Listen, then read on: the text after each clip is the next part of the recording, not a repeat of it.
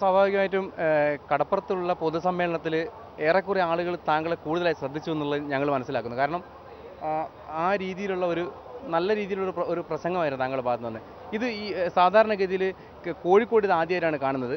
സ്വാഭാവികമായിട്ടും താങ്കളെ അടുത്തറിയാത്ത ആളുകൾ കൂടി അറിയാൻ വേണ്ടി ചോദിക്കുകയാണ്, താങ്കളുടെ ഒരു രീതിയാണോ ഇത്? ഞാൻ സാധാരണ നിലയിൽ പ്രസംഗിക്കാറുണ്ട്.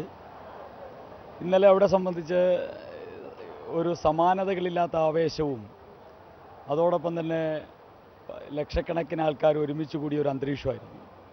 ആ അന്തരീക്ഷത്തിൻ്റെ ആവേശം അല്പപ്പോലും കുറയാതിരിക്കുക എന്നുള്ളത് സ്വാഭാവികമായിട്ട് അവതരിപ്പിക്കുന്ന ആളിൻ്റെ ഉത്തരവാദിത്വമാണ്. നരേന്ദ്രമോദിജിയുടെ ഒരു രീതിയും പ്രവർത്തകരെയും അതോടൊപ്പം തന്നെ നാടിനെയും മുഴുവൻ അഭിമാനം കൊള്ളിപ്പിക്കുകയും ആവേശം കൊള്ളിപ്പിക്കുകയാണ്. അത് പൊതുവേ ഇന്ന് BJPയുടെ ഒരു രീതിയായിട്ട് എല്ലാവരും അവലംബിക്കുന്നുണ്ട്. അത് സ്വാഭാവികമായിട്ടും കോഴിക്കോട് ബീച്ചിലും ഉണ്ടായി എന്നുള്ളതാണ് വസ്തുത.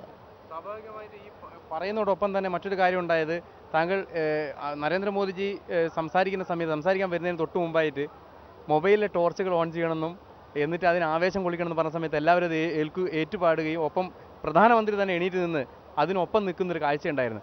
ആ ഒരു സംഭവം വലിയ രീതിയിൽ ട്രോളർമാർ ഏറ്റെടുത്ത് കഴിഞ്ഞു. അതിനോട് എങ്ങനെയാണ് പ്രതികരിക്കുന്നത്?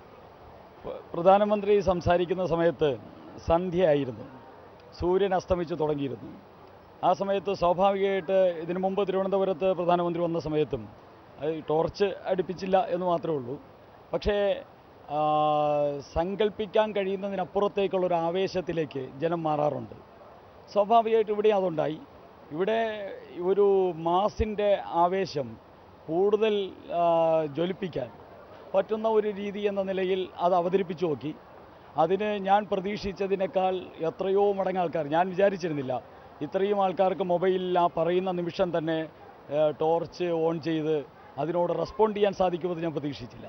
ഞാൻ ഇത്രയൊന്നും പ്രതീക്ഷിച്ചില്ല. പക്ഷേ എന്നെ തന്നെ അത്ഭുതപ്പെടുത്തുന്ന രീതിയിൽ, മോദിജിയെ ഉൾപ്പെടെ അത്ഭുതപ്പെടുത്തുന്ന രീതിയിൽ അവിടെ പങ്കെടുത്ത ഏകദേശം മുഴുവൻ ആൾക്കാരും ആ മൊബൈലിൽ ടോർച്ച് കത്തിച്ച് അതിനോട് റെസ്പോണ്ട് ചെയ്തു. അത് ഒരു എന്താ പറയുക, ഒരു ശ്രുതത്തിനനുസരിച്ച് നേതാവിനും നരേന്ദ്രമോദി മുതൽ സാധാരണ പ്രവർത്തകൻ വരെ ഒരു ശ്രുതം, ഒരാവേശം എന്ന നിലയിൽ ഒരുമിച്ച് മാറിയ ഒരു അന്തരീക്ഷമാണ് യഥാർത്ഥത്തിൽ അവിടെ ഉണ്ടായത്.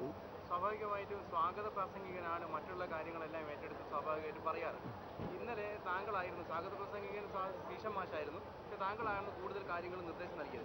സ്വാഭാവികമായിട്ടും കമ്മിറ്റി തന്നെ തീരുമാനിച്ചിട്ടാണ് താങ്കളെ? അല്ല, ശ്രീശൻ മാഷ് സ്വാഗതം പറയുമ്പോൾ ഇതൊരു ദേശീയ പരിപാടി ആയതുകൊണ്ട് ശ്രീശൻ മാഷ് സ്വാഗതം പറയുന്ന സമയത്ത് എല്ലാ നേതാക്കന്മാരും വേദിയിലെത്തിയിരുന്നില്ല.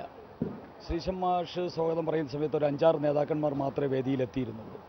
അവശേഷിച്ച 30-40ഓളം നേതാക്കന്മാർ വന്നത് സ്വാഗത പ്രസംഗത്തിന് ശേഷം. അപ്പോൾ സ്വാഭാവികമായിട്ട് വരുന്ന നേതാക്കന്മാരെ പരിചയപ്പെടുത്തേണ്ടതുണ്ട്. കാരണം കേരളത്തിന് പരിചയമുള്ള നേതാക്കന്മാരല്ല വരുന്നത്. അവരെ സ്വാഭാവികമായിട്ട് സ്വാഗതം ചെയ്തിട്ടുണ്ട്. അത് ഇതിൻ്റെ എന്താ പറയുക, ആങ്കറിങ് ഇത് അവതരിപ്പിക്കാൻ വേണ്ടി പാർട്ടി ചുമതലപ്പെടുത്തിയ ആളെന്ന നിലയിൽ അത് എൻ്റെ ചുമതലയാണ്. കാരണം സ്വാഗത പ്രസംഗം ഒന്നും സ്വാഗതം പറയാനുള്ള സാഹചര്യമില്ല. അപ്പോൾ ഓരോരുത്തർ പ്രസംഗിച്ച് കിട്ടുന്ന ഗ്യാപ്പിനുള്ളിൽ അതിനുള്ളിൽ വന്ന ആൾക്കാരെ പരിചയപ്പെടുത്തുക എന്നുള്ളത് അതൊരു സ്വാഭാവികമായിട്ടുള്ള കർത്തവ്യമാണ്. അത് എന്നെ നിയോഗിച്ചിരുന്നു, ഞാനത് ചെയ്തു.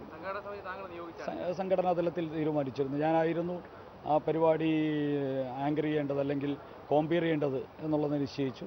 ആ കോമ്പയറിങ്ങിൻ്റെ ഭാഗമായിട്ട്, കാരണം സ്വാഗതത്തിനും നടക്കുന്ന പ്രസംഗത്തിനും ഇടയിൽ വരുന്ന നേതാക്കന്മാർ മുഖ്യമന്ത്രിമാരും ക്യാബിനറ്റ് മന്ത്രിമാരും അങ്ങനെയുള്ള ആൾക്കാരാണ്. അപ്പോൾ അവരെ പരിചയപ്പെടുത്തിയില്ല എന്നുണ്ടെങ്കിൽ അതൊരു വലിയ നഷ്ടമാണ് അവിടെ കൂടിക്കിടക്കുന്ന ലക്ഷക്കണക്കിന് വരുന്ന ആൾക്കാർക്ക്.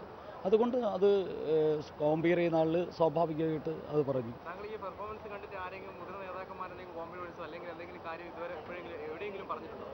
ഞാനൊരു പ്രസംഗകൻ എന്ന നിലയിൽ സാധാരണ എല്ലാവർക്കും അറിയാം, ഞാൻ പ്രസംഗിക്കാറുണ്ടെന്നറിയാം. അതുകൊണ്ട് സ്വാഭാവികമായിട്ട് ഇതിന് പല രീതിയിലും അതിൻ്റെ പ്രശംസയും മറ്റുമൊക്കെ കിട്ടാറുണ്ട്. ഞാൻ തിരുവനന്തപുരത്തെ പാർട്ടിയുടെ ജില്ലാ പ്രസിഡൻ്റാണ്. കോഴിക്കോട് മുമ്പ് യുവമോർച്ചയും AVP ഒക്കെ ആയിരുന്നു, AVPയുടെ സ്റ്റേറ്റ് സെക്രട്ടറിയും യുവമോർച്ചയുടെ സ്റ്റേറ്റ് സെക്രട്ടറി ആയിരുന്ന സമയത്ത് മറ്റേ ഈ ഭാഗത്തൊക്കെ ഒത്തിരി പ്രസംഗിച്ചിട്ടുണ്ട്. ഇപ്പോൾ കഴിഞ്ഞ 6-7 വർഷമായിട്ട് ഇങ്ങോട്ട് വരുന്നില്ല എന്ന് മാത്രമേ ഉള്ളൂ. ഇപ്പോൾ ഇവിടെ നടന്ന ഒരു പരിപാടിയിൽ ഈ ഒരു അവസരം ഉണ്ടായി. ഓക്കെ.